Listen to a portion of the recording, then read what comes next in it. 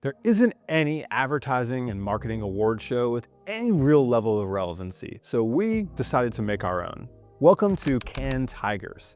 In this show, myself and my esteemed colleagues, Lucas and Ashwin, we're going to walk through the categories that should matter to you as a marketer. Everything from the best pop-ups, to packaging, to the most irrelevant ad campaigns, to brand merchandise. We're going to show you all the examples of what we feel the best in the category is, and actually get into some tactics so you can learn why this actually matters for you as a marketer and why you should care as a consumer. Let's lock in. First, let me introduce the group that we are with, and we will get right into it. Lucas, you want to give him some background? I'm Lucas. I'm the co-founder and CEO of Darkroom. We're a growth agency based here in New York City. And what kind of clients do you guys serve? I don't want you. He's not bigging himself up enough, you know. Oh yeah. No, we're well esteemed. We're happy to massive. Yeah. Let's break it down. We're getting this money, is what he said. It's money. No, we represent big clients in consumer, a lot of which we'll talk about today. Clients like Burton, Saws, Olipop. So that's us. You got to give them the sauce. We're giving the sauce. We're talking about the sauce. Sauce is actually one of our submissions. So we might win a lion. We might win a tiger. Ooh. We'll get the full edge. Yeah. If you sweep across the board. Yeah. That's what I'm hoping for. And I'm Ashwin. I'm brand builder and consultant. I have an agency called Forge where we help launch early stage CPG brands. I also run and operate brands myself. Perfect. And then I am Oren at Oren Meets World, fondly known by the community as the internet's creative director, for better or for worse, and then a longtime marketer of all kinds of disciplines. So we're actually here. We are physically in Cannes. We are in the south of France. That's why they make you wear these outfits as soon as you get off the plane in Nice. It just kind of is what it is. But we're happy to lean into it. Let's get into our first category: best pop-up shop from a brand this year. First, we're starting with the Bodega by Ramova. Who put this on here? Who wants to break this one down? I put this down here. First of all, I'm just a huge fan of the identity. I think that's actually the major shroud of this, but it harkens back to the old classic New York City bodega. This was put up at WSA in New York, which is something interesting. All right, let's pop into the next. We have the Capital Forest. I put this one on here. They basically put a pop-up in the middle of the forest in Japan, which is about as capital as you possibly could. Kind of leans into the brand identity. You have to hike into the forests of Japan to actually access a pop-up. You're not waiting in a line in the city. I thought that was a particularly clever approach. Then next we have the Ordinary Egg Cafe. Ashwin, you want to break this one down? Yeah, amidst our rising cost of egg crisis, the Ordinary comes in. Ordinary makeup skincare brand. They did a pop-up where they sold eggs for $3.95. This made a lot of waves on social because people are like, why is it a skincare brand telling us that? Why is it skincare brand selling us eggs at this price? How can they solve this existential crisis that the big Kroger cannot? I also think it's worth noting they got a lot of attention for that because they're like a noted vegan brand. And of course, they're getting an egg. And this is the kind of stuff online that gets people fired up. But diving into this next one, we also have this Lacoste Cafe on here, which I particularly enjoyed from an identity perspective, where they were say everything from they have croissant sliders to they have fully developed Lacoste cakes with their alligator / crocodile. I don't want to get it wrong and offend any of the French. To martinis with their little pieces in there as well. But just a very aesthetically branded look for a brand that, while in the mid-tier, continues to try to approach its marketing from a luxury perspective. I think you're good there, by the way. I think this entire YouTube video is going to offend the French, but we're working with it. Just wait till they see where we got our wine from later on. All right, Pure Sports. Want to take a stab? Yeah, so we Pure Sport, an electrolyte brand based in the UK that had a pop-up during a race where they had a faux gas station filling up people's drinks. And I think this is a really nice example of using a different kind of form factor and leaning into like the cleverness and wit of like gassing you up for your run. Yeah, and this is so there's a couple things that are at play here that I particularly like. One is what you mentioned, that like chaos packaging, like idea of like let's present something in another form. But B, if you have a bunch of people on a race and you're trying to do something like this, like how do you make these things as shareable online as possible? And I think the more standout you have, like the electrolyte gas station, the more likely it is for consumers to actually do it. Merit Dry Cleaners, this is one of mine. So Merit, a skincare brand, was releasing a new product called the Uniform, and they really leaned into it in everything they did. But one of the main items, and they are like a more professional skincare brand. They target a little bit older. They come across with a really refined approach, and they had a whole dry cleaning pop-up in New York. They also did a Brooks Brothers collab inside of it, which is like a fun twist that you may not be expecting from a cosmetic brand. And it's had a really refined, everything from the tote bags to the branded, the uniform slips for the actual dry cleaning, and then offering in-store embroidery and giving people something to take when they actually go to an experience like this. This is well known. Most of these are in New York City too. It's like, yeah, New York's the place to pop up. The hub. Well, next, just to contrast that, Gentle Monster Bratz took it to like an absolute another level. I actually went to the LA version of this pop-up, but they did LA, Korea, Shenzhen, I believe one other, all at the same time. And they put this massive Bratz stalls into this whole like very selfie-friendly installation. They had like an AI, you walk up, you take a photo, and they made like AI selfies of these like Gentle Monster Bratz like while you were there. And it was like influencer central at that pop-up on Melrose I went to. Constant line of creatives. I was actually, a woman came up to me there who knew me from the content and was like, this is exactly where I'd expect you to be. And I was like, oh, great. This is distract. So Gentle Monster is also known for doing a lot of like oversized active like pop like Kids, everything being extra at all times. Yeah, exactly. Yeah, they. I made a joke when I made the video that like they must be like a money laundering operation. 'Cause I don't know how you're selling enough $600 sunglasses to cover the sheer production value that they put into these incredible storefronts. But I know they are a very popular brand. I don't want to They're discredit. putting this in like their marketing budget, is sure, and they're just riding off that. That marketing budget is 90% margin on luxury eyewear. I will say at the pop-up, amazing place to go take pictures, but then they had a whole segment where you could like pick up the sunglasses. Was not a lot of sunglass buying happening at said pop-up, but you do get a free Bratz stall. All right, and this last one, Human Made. You want to dive into this one? Yeah, so Human Race, they pumped up during Milan Fashion Week. This is Pharrell's new skincare business. Didn't make it into worst celebrity brands, so they're doing something right here. But I think Not yet. Yeah. not yet. We'll see how next year goes. But yeah, quick installation, like 3 days. I think gorgeous art direction. I really appreciated the installation. I think like skincare kind of like needs a little bit of a twist in this way. But I think like they kind of are leaning into design. I don't think you're buying Human Race for the efficacy or the product quality, but Yeah, I wonder who exactly is buying Human Race and how many of them are there, but it is a gorgeous pop-up. I will agree. So now, look, at the format that we're doing for this, we're going to show you all these examples, have our little anecdotes like we do, and then we are going to try to come to a consensus as a group on which one of these was the best for the year. So curious what you guys think. Where we leaning? honestly, I think just from all of the submissions, Merit Dry Cleaners is very, very strong for me. I think my only critique there would be the Brooks Brothers collab. I feel like they could have been a little bit more tasteful. Brooks Brothers has just changed hands so many different times, but that was number one. Damn. Shout out Brooks Brothers have had the decline. Maybe we'll put them on our list of brands that should come back. Ashwinn, what are you feeling? You know, I'm going Ordinary Eggs because I think they tap into the cultural narrative. They tap into a pain point that like New Yorkers were facing. And I think Ordinary's brand itself is, why are we always paying the middleman these like inflated fees? And so they bring that idea to the eggs and they're like, well, hey, we could actually make this cheaper. I also like that it was The Ordinary saying this, brands get to a certain point off the efficacy of the science. It's brands like The Ordinary did. I feel like CeraVe was in the same scenario earlier too, where it's like that only gets you so far and you have to develop a personality. And that's hard when you are a ingredients-based brand or a science-based brand to be like, oh, we're fun now. So them coming out, working with Mischief on something like this and having a cultural moment as a brand that you would never expect to do that. And then they've continued. I believe their next pop-up was they put all this money in like a window and it was like, here's how much money we saved by not doing celebrity marketing. Yeah. So I appreciate that they've become this now extended tongue-in-cheek brand. So yeah, I'm gonna agree. My ranking would be The Ordinary #1, and then I would also have the Merit as the honorary mentions. I think we'll highlight 2. Thoughts? Any? I think that's well done. All right. Ordinary. I hadn't seen that before when you put it on. And to your point, New York apparently the place to pop up. Although I do have some love for the Capital Forest. If you guys saw any oddball Tulsa, Kansas City pop-ups that we are missing by being coastal elites, please drop them in the comments. We'll go on. But that was an easy consensus. I'm going to force some arguments on some of these other ones just for the culture. All right, so next up, probably the most important category in 2025. This is most desirable brand merch. And so kicking that off with the Air France Jacquemus. You actually quoted this out, right? Airlines obviously are known for having their kind of like custom merch, custom toiletries kits. In first class, in business class. In first class, business class. So Jacquemus partnering with Air France to do their La Premiere pajamas, which almost got me to take La Premiere here, but it wasn't worth the $27,000. Yeah, so La Premiere is not just their business class. You have to be, and not just their first class, only some planes have La Premiere. Which the New York to Nice flight did have. But did have. So it's 20, slightly out of budget. 27? Rates have. Yeah, you're 3 too long.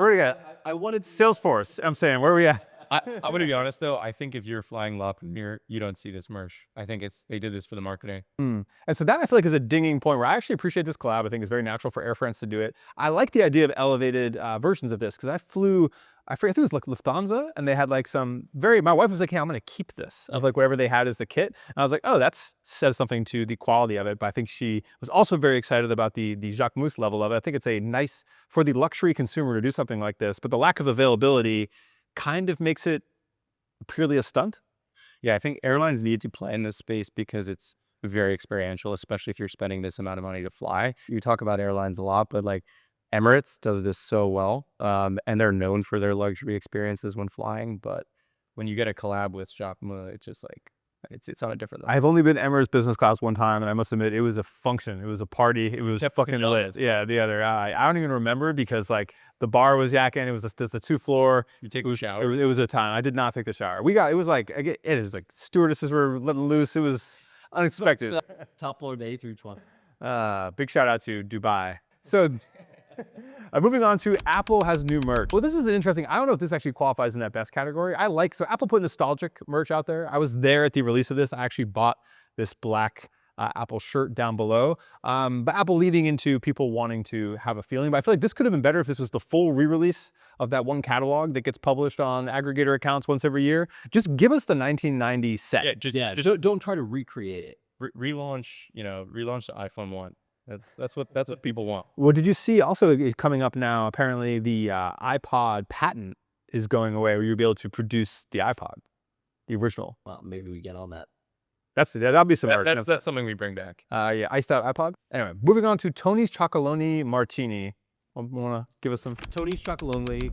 Yeah, God, I mess this up every time. Yeah. Faintly different. Tony, what we doing? Espresso martinis are having a cultural moment. So Tony's Chocolonely chocolate brand, they are having an absolute moment this past year. So they dropped a chocolate martini, which is great. It's one of those things, kind of spectacle, works well for social, captures your attention, leans into the. And this is another one I didn't like because of the availability. This is only available on the London pop-up for like the first 10 customers who went to the London bar because the collab with Kahlua, I believe. Whereas I'm like, just make this widely available. This is a super viral item that like, I immediately looked at this. I was like, I'm going to buy this and I will make a video with this, much like how we're going to tap into some celebrity products here a bit later. But it was unavailable. So minus points for availability from Tony's Chocolonely. Heinz Grills. I put this one on here. I absolutely love this campaign. If you've ever tried to tear into a ketchup packet and had to use your teeth, you understand. And then I think it was Heinz Brazil. They made little branded mustard,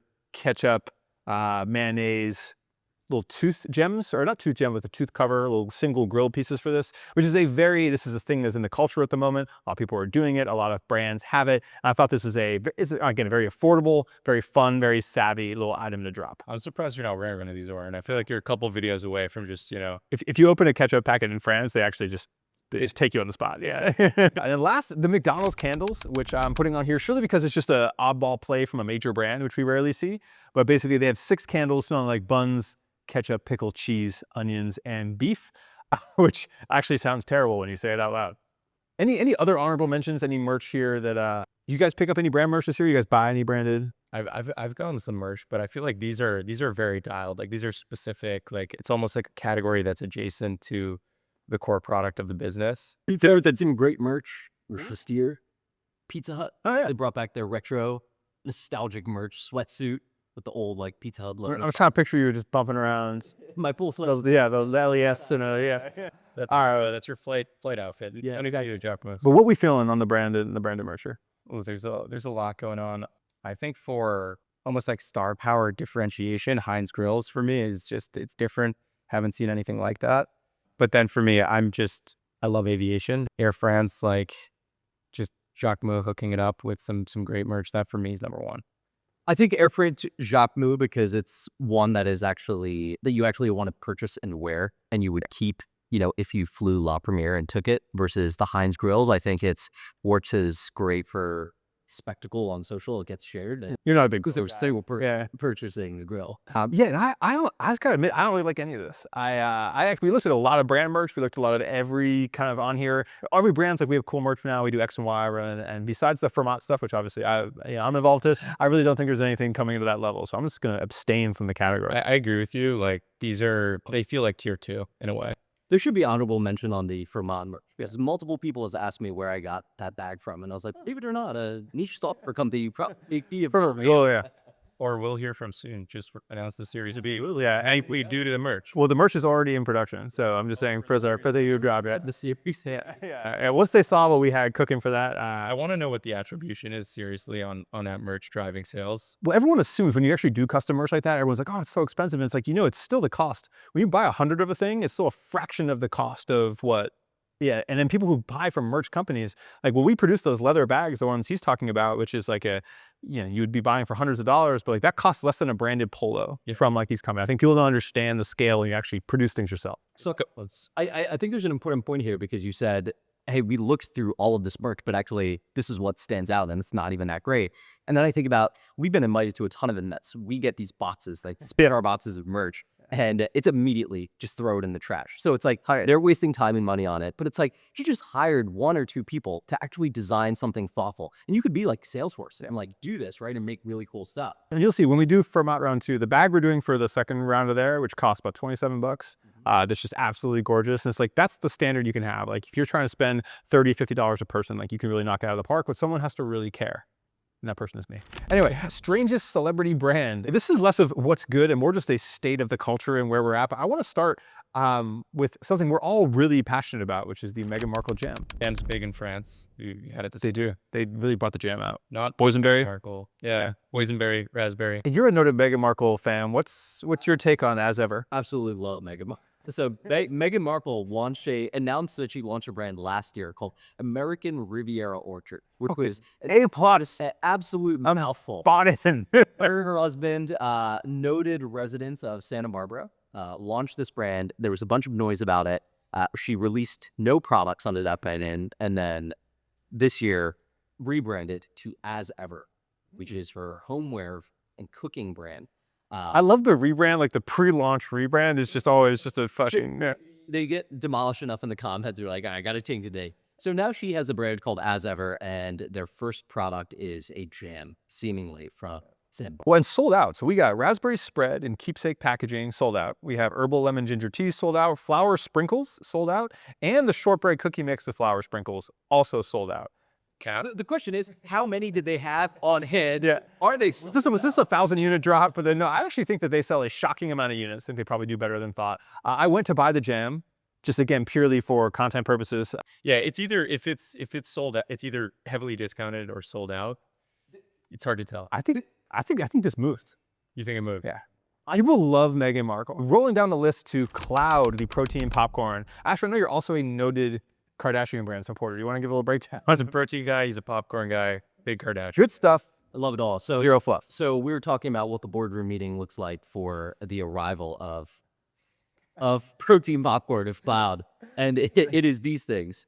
Kardashian, big name. I have $300 million. What's our next 19th product of the year? Well, there is protein is a rising macro trend. It's in the breakout category. It's #1 products on Amazon. What is a form factor that we can put it in that's popular that hasn't been exploited as of yet? Popcorn. We know Chloe loves popcorn. How do we know that? We know the girls love popcorn. Skip Pop is great. Lesser Evil is great. Exactly. That's how it went down. I completely agree with you. Agents pushed this on. There was some celebrity collab, and from what we hear, this brand's doing well. Yeah, I heard through the grapevine it actually is doing pretty well, but it could be CPG people are just like everything's pathological liars. And I mean, thing is, I'll tell you, look at the P&L. So our the final category won't be we're best in. Yeah, we have P&L reviews on CPG. I do want to call out popcorn. The original oddball celebrity popcorn was the Jonas Brothers with Rob's backstage popcorn. Yes. I got sent this in a PR pack and it was shockingly good. I'm not gonna lie. Like the flavors were excellent. I really, as you get older, you begin to feel way more of a kinship with the Jonas Brothers as men. Let's move on to Ashwinn, this is one of your all-time favorite brands to talk about, not to consume. You want to give us a little breakdown of Happy Coffee? Robert Downey Jr. launched a coffee brand with a guy who was known for Method and EOS soap toothpaste. As one is. They launched a coffee brand that its packaging is a white cube, so pulls all the right design cues for a coffee brand. Has hot happy written vertically on it, and it just looks like this. Looks like possibly a lotion in there. It looks possibly They launched ready to drink already. prescription pills. They have launched ready to drink. Yeah, the ready to drink looks more like a real brand. So I think the real thing that we highlighted on this, I'm trying to find the right photos, the packaging, which they now seem to be avoiding pretty heavily online, is just doesn't make any sense. Not in like a chaos packaging, let's stand out in the shelf way, just on a, oh, I would never expect that to be coffee, so I'm just going to move by it in the coffee aisle way. Yes. Yeah. Form factor, packaging, incredibly important. Moving on to the last one in this category. So this one's near and dear to our heart. I heard about this wine through a meta ad, so their funnel's obviously incredibly dialed. Yeah. I am the Luxury consumer. consumer for this. Big fan of Napa grapes here, so we have straight from the Yao Ming family estate, the Yao Ming family tribe. And what really started to get me, where I converted, was the homepage image of Yao tasting, then laughing. And I mean, I'm excited to try this. It was 60% off, so I knew this thing wasn't going to last for a long time. Didn't get the port wine. No. That port also hidden. Oh, the Yao Ming the chop is 418. I'll see the Look at port. the hero video though. That's that hero shot. Just Yao. Yao looks so happy here in a way he never looked happy on the court for the Rockets. And that's where I feel when someone really finds their passion, you can feel it in the product, in the branding. And we're cracking open the Yao Ming family wines. It is like 10:30 a.m. Yeah, pollution the whole Full bottle. We are in France though, so anything good. This is how the French live. You always wonder, you're like, why are these European brands so unproductive? Why can't they get to a level of success? Then you basically discover that you're here for 20 minutes. You see exactly what's happening. Oren told me last night, never drinks, but he will drink for a quality glass of red, and so I think he's got to do the honors with the tasting. Let's see if Yao hits the standard. What kind of What are we working with here? factory notes are we getting here? Chicory? Dude, it's Yao through and through. Like, is that Houston red? That is actually delightful.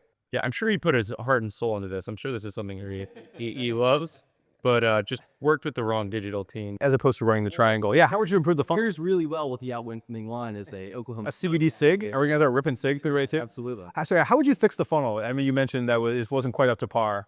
Yeah, I mean, honestly, when you discount so heavy, I think this. Oh, that was the move. It was like a price play? No, I don't think it's a price play, but I think they're just having trouble. Direct-to-consumer wine is difficult. I think they're just having trouble moving it. 40%, save 40% June special. When you see this, you're just like, okay, this is on its last legs, no pun intended. Gentlemen, Cheers. Ken Tigers. The first annual Can Tigers. I know I said it was delightful. It's a B-. I'm here for it.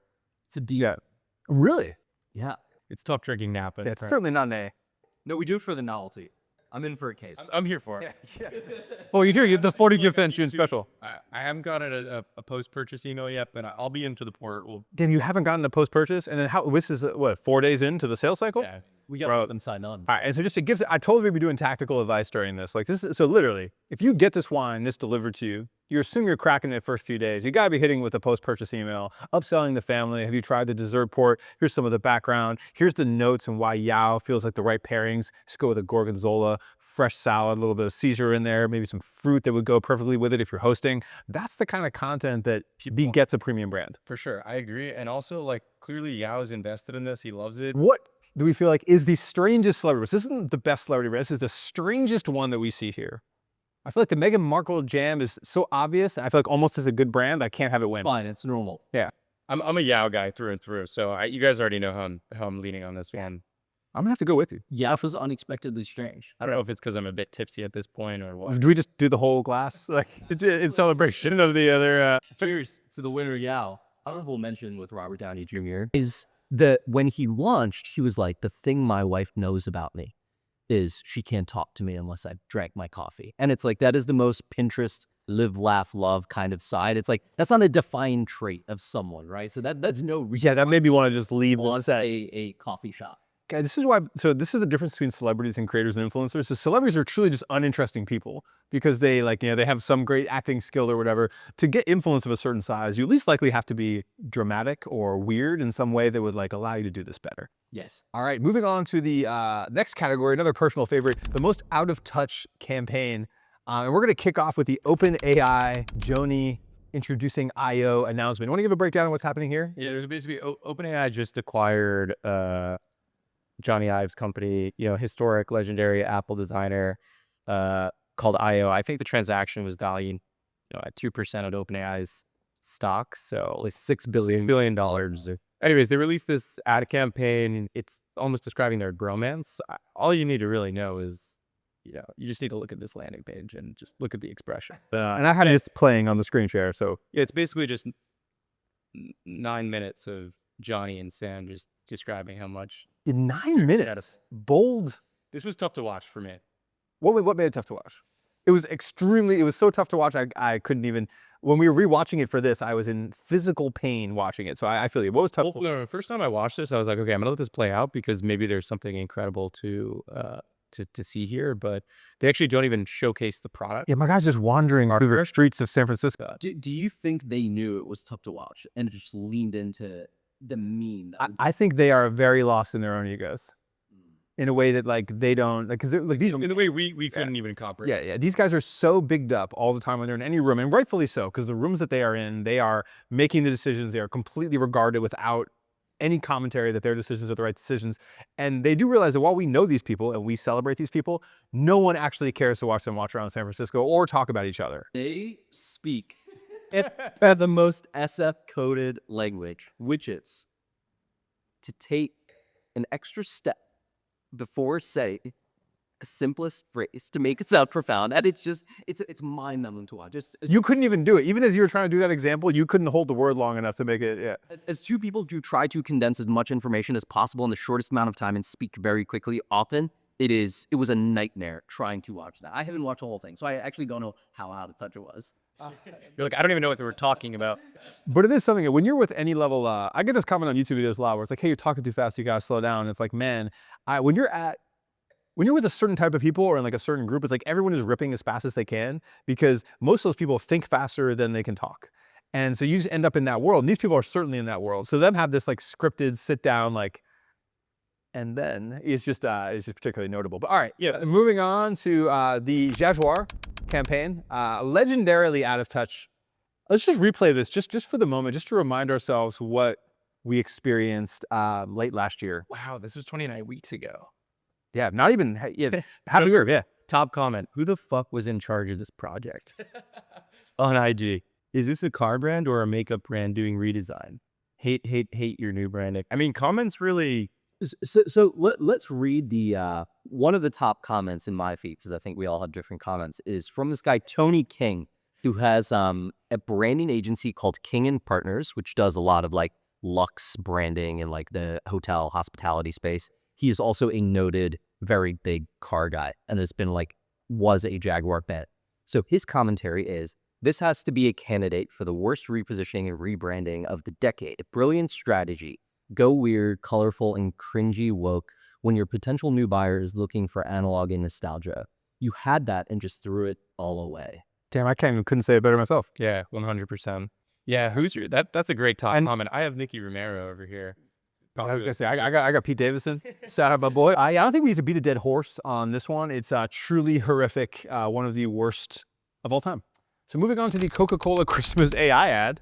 Ashwin, you want to give a little breakdown of what's happening here? So over the holidays, Coca-Cola, so AI obviously has been hot and getting really hot. They started the video, it says created by Real Magic AI, and it's a 30-second spot that is fully AI generated.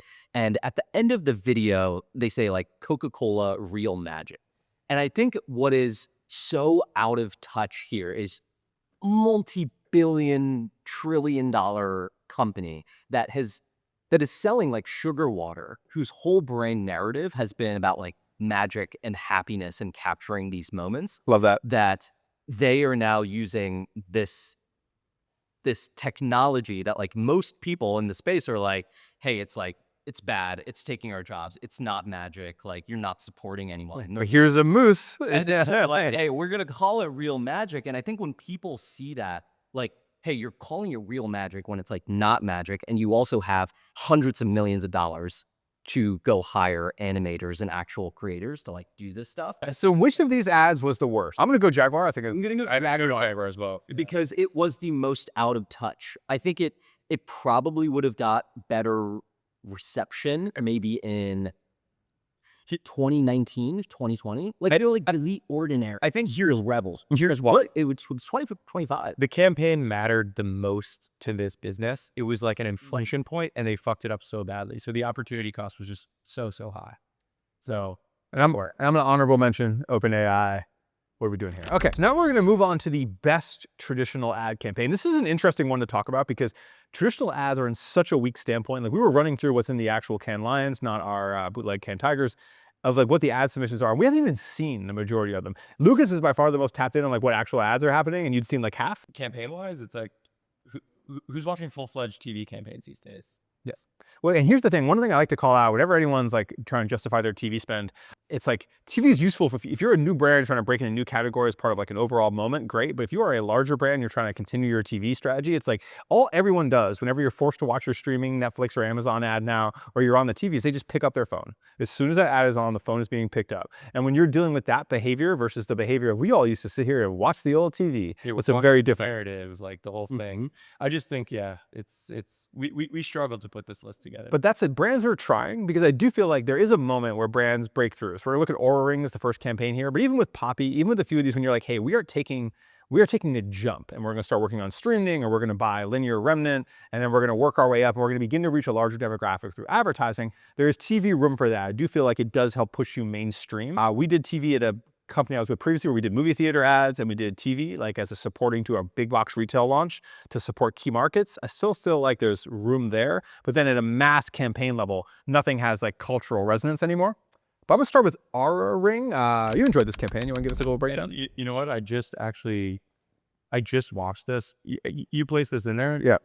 First time I saw it, and like, you know, I wear a Whoop. I would definitely think like I'm in market for Aura. I'm like in the target demo in terms of like health and wellness. I thought this was really well done. They have like all these vintage like motifs, like kind of the Wes Anderson symmetry, like, you know, single shot.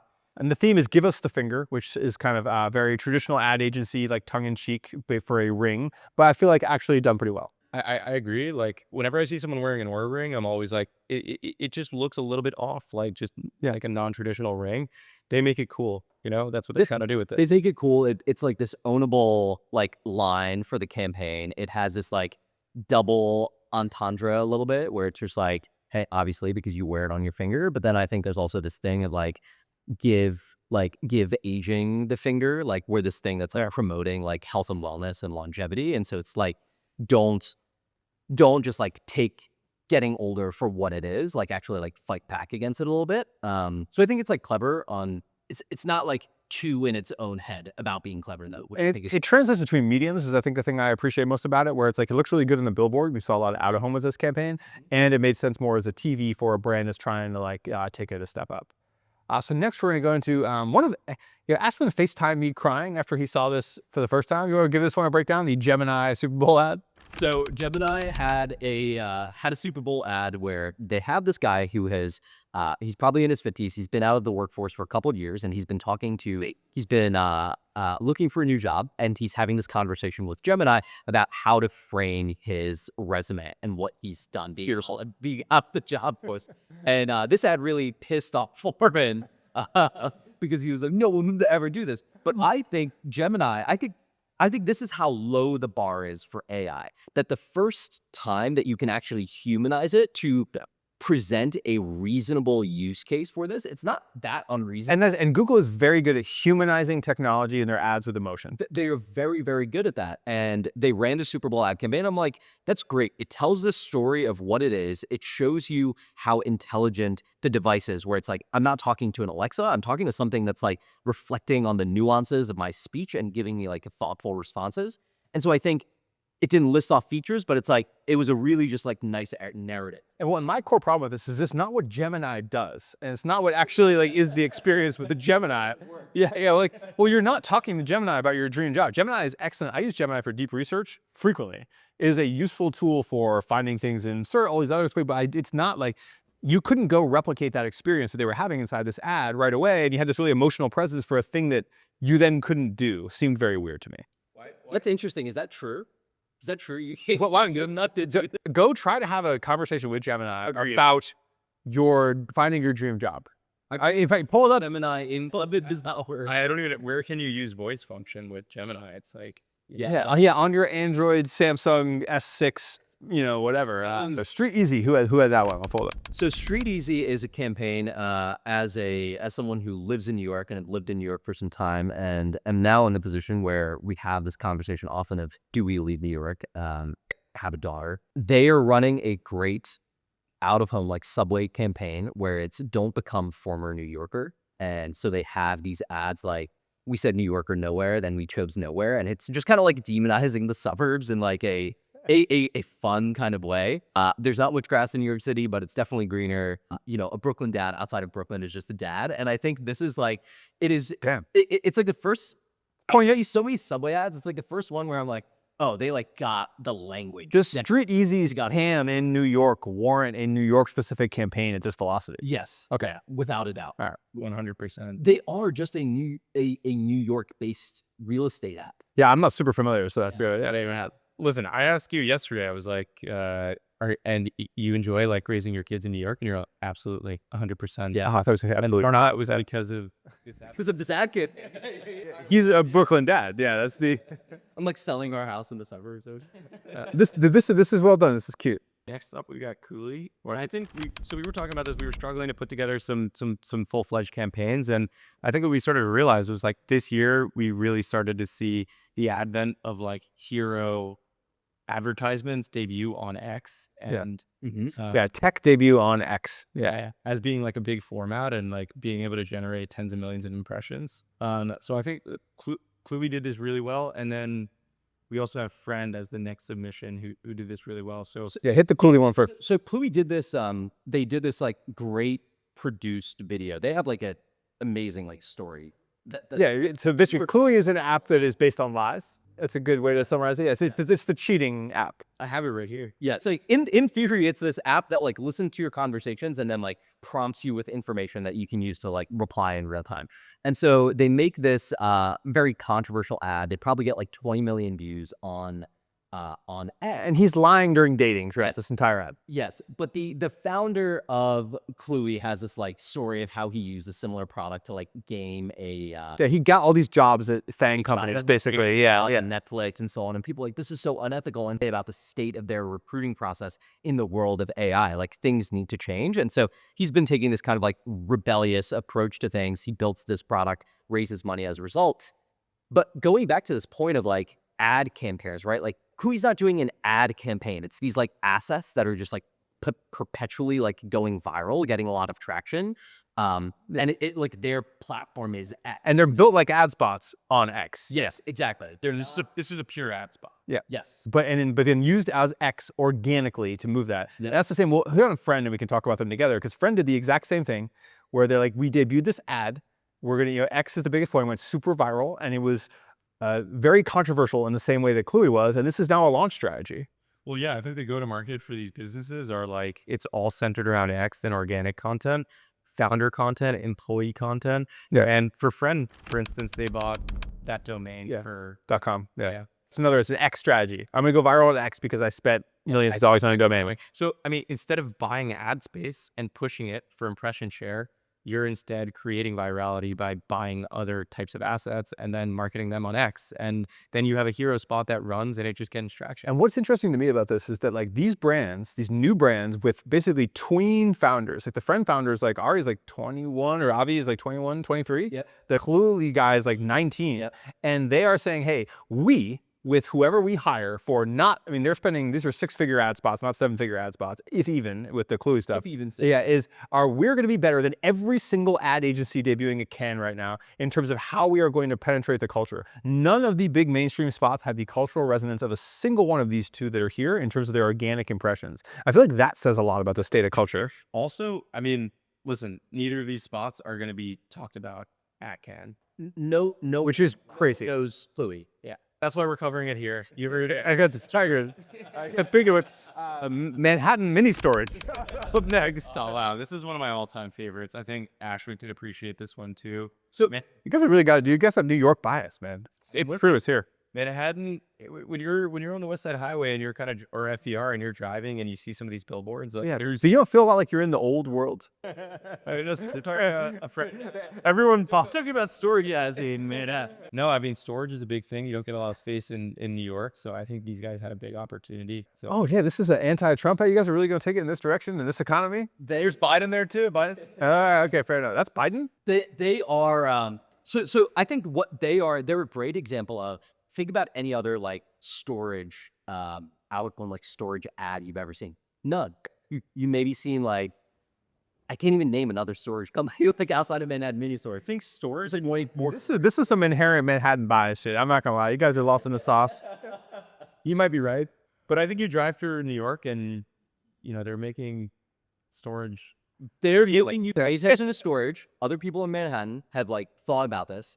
They localize their like language and quips to people who live in New York. And I think A storage unit has never ordered a scooped bagel. My wife, queen of the scooped bagel. yes, exactly. It's like someone in Chicago like maybe doesn't like get that immediately, but like in your So tactically, if you are to remove this from the New York bubble, if you are a storage unit in Tulsa, can you employ this strategy localized to you? absolutely, there was someone out in Tulsa, but like get like on the ground who's been in Tulsa 30 years. Tulsa Tigers coming shortly. It's literally a textbook humor, copywriting, brand play. That's it. All right, so I'll bring into this call sheet ad. So this is a fully Veo 3 AI ad that was posted during the NBA Finals. So we're right here. We're like reporting on the ground while Veo 3 basically like changes the aspect of which ads are made. To give a quick context on that, like I basically think that since you can create a whole advertisement placement with this AI now in a way that is obviously AI, but still a good ad, the way we're seeing these TikToks online breaking down the bros inside the Trojan horse or whatever it is, that is now like a tool you have in your toolkit. Right next to your UGC ads, you have basically your Veo 3 ads. And this was the first one to air on television. It was really well done. They did like a basically dopamine style highlight reel, all with like ridiculous scenarios that can only be created through AI that looks hyper realistic. And I think they did a really great job. Yeah, I agree. And I think like just as a commentary on this, like just to kind of riff off of your point, like if you're a creative right now, like you need to be mastering Veo 3, Midjourney, TBT, like it just needs to be a tool in the toolkit because you can create net new assets without needing to produce. And so what does this mean for you guys? So you guys are literally a like cutting edge ad agency who's focused on like the stuff that actually makes money for brands. Like what does this mean for your workflows? Yeah, we're mandating everyone become experts on this. So then the workflow becomes like you need to be an expert at creative prompt engineering. You need to be able to stitch these things together. And I think where we're moving is like you have creative generalists that just kind of leverage the tool. And if you can't see behind the cameras, but there's 7 or 8 little New Yorkers who are just learning Veo 3 like on the spot in the back. All right, and the last we have Hatch. So Hatch did an out-of-home campaign where so Hatch makes sleep products, right? So they have like a white noise machine, alarm machine, baby machines that notoriously do not work and are hard to use. However, they had this Personal experience? personal experience, really painful. They ran this out-of-home campaign where they ran ads right next to iPhone billboards where they said like that will wake you up, like we will like encourage you to like text your ex at like 2 a.m. And they had these like clever like contextual play off of like the iPhone is in your room and that's a distraction and like we are anti-distraction. And so I thought it was clever. It was clever and it got sent to me by a ton of people who are not in marketing and advertising. And that is Which means it resonates. Yeah. yeah, I'm like, okay, this is fire. And what's interesting is I have a similar Hatch experience to you in that like my wife was so excited to buy a Hatch when we had a baby. Doesn't really work. It's like all oddball at best. And I feel like that brand should shut down because of what they've done to so many parents in need. Yeah. But that said, if it is the kind of campaign that gets DM'd from real people, that has some resonance. Yes. I'll go first here. I think traditional Oura Ring for me. I thought I made me maybe switch from Whoop and then Cluey. I will be going Aura Ring. Wow. Unanimous consensus. Yeah. I think I'm gonna go with Friend, just because I feel like it had the most conversation and impact, and even in basic untraditional. I don't think that any of these were. Order one though. Yeah, I did. I bought one. Yeah. You're gonna wear it? I don't know if I'll wear it, but I'm interested in it. Yeah. So we're gonna do best packaging design. We'll zip through this. David Protein. I'll give the quick. David Protein has an amazing macro profile. Is the guys behind not Cliff Bar, right? Or is it Cliff Bar? One of those. RX Bar. So they have a unique technology that they then bought the company that makes the technology and excluded anyone else from getting. It basically just gives you the highest protein per capita ratio, but you are eating essentially chemical slop. That's kind of like the ups and downs of this. And having it, I was like, man, these macros are amazing. I'll happily take them. I am eating like the cockroaches in that movie on the train. Well, let's talk more about it from like a aesthetic brand perspective. No, Or just we see Jacob, now David. What's up with all these? Just the Roman Empire, David started first, and then Jacob slept with it with like the biblical. which is fucking fire. I'm not gonna lie. There. We're gonna have Goliath soon, but I think so. I think what's Isaac. what the interesting play, right? The whole like David play, his thing is like this is like the perfectly crafted protein bar. Like I found the perfect one, so it's like a play on like Michelangelo. All right, we have the Absorption Company. Client? Is there a client?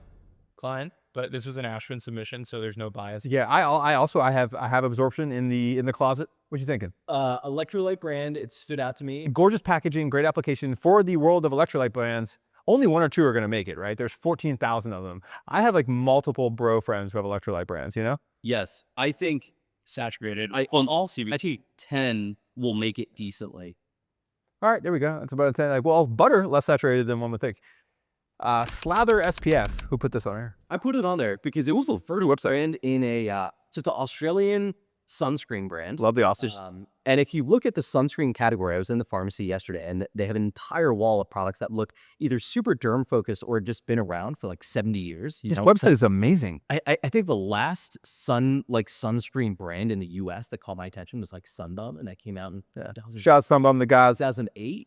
Like looks cool, but there's not a lot of like packaging innovation in that space. Some of them got the gorilla. And I was like, and then there's Vacation, and then there's actually a few brands come out of Australia that I think are great, and I think they've like made it super fun. They have this ownable. This is massively Australia coded. Yeah, it is.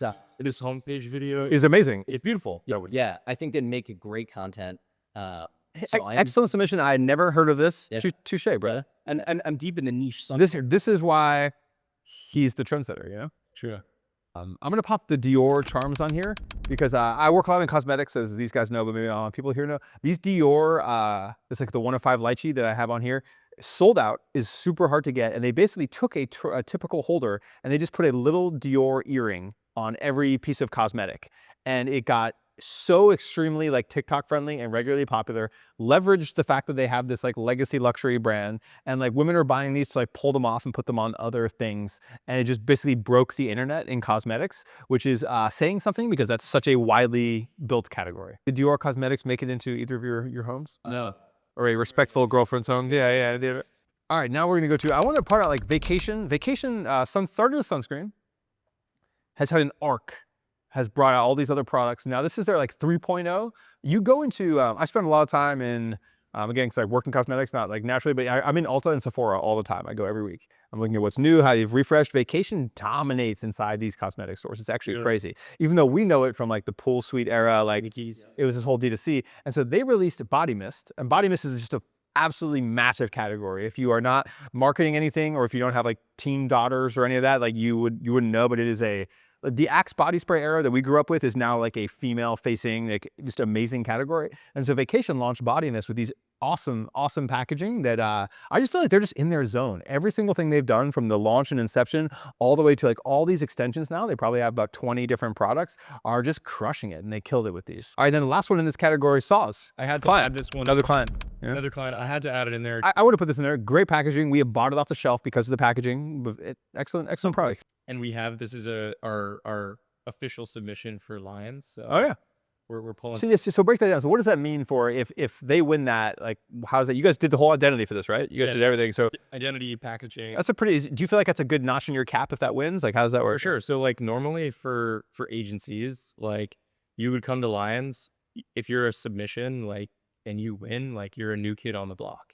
We've never won a line. So All right, yeah, I'm holding. I think this is an excellent fucking product. I really hope you win. What you guys submitted for? we submitted for best packaging. Best packaging. Yeah. Yeah. So, but we come here as like a performance agency, and we're like, we're the money guys. You know what I mean? Like, we don't. This is the international festival of creativity. For we got this submission now for packaging. We're the money guys is a flex. I like to hear that. You know what I'm saying, let's go. We're like, we'll take your commercial and we'll make it profitable. Well, I think they have great packaging, and I think you guys did a great job. No glazing. We purchased the product before I knew we had anything involved with it, and everyone's loved it from snack shot down to the consumer. So good work. Yeah, and Kabu just backed these guys, so we're thinking this could be big. Let's move this fucking sauce.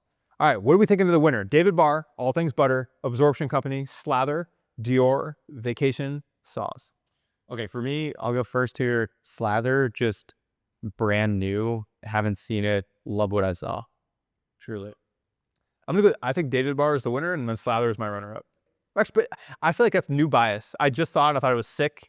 I don't know. Yeah, maybe I got to. Definitely new bias for sure, but like, I just gotta go with it. I'm gonna go Barr.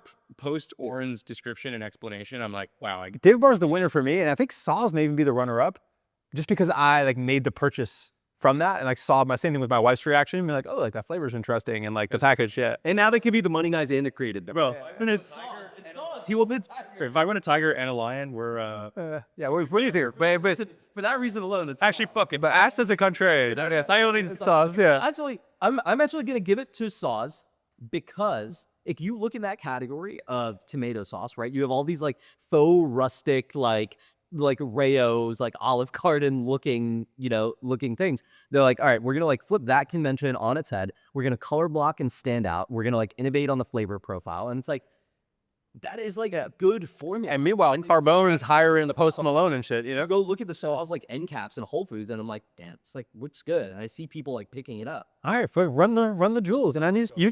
Hey, you just got a tiger. Yeah, Andrew. we sing business.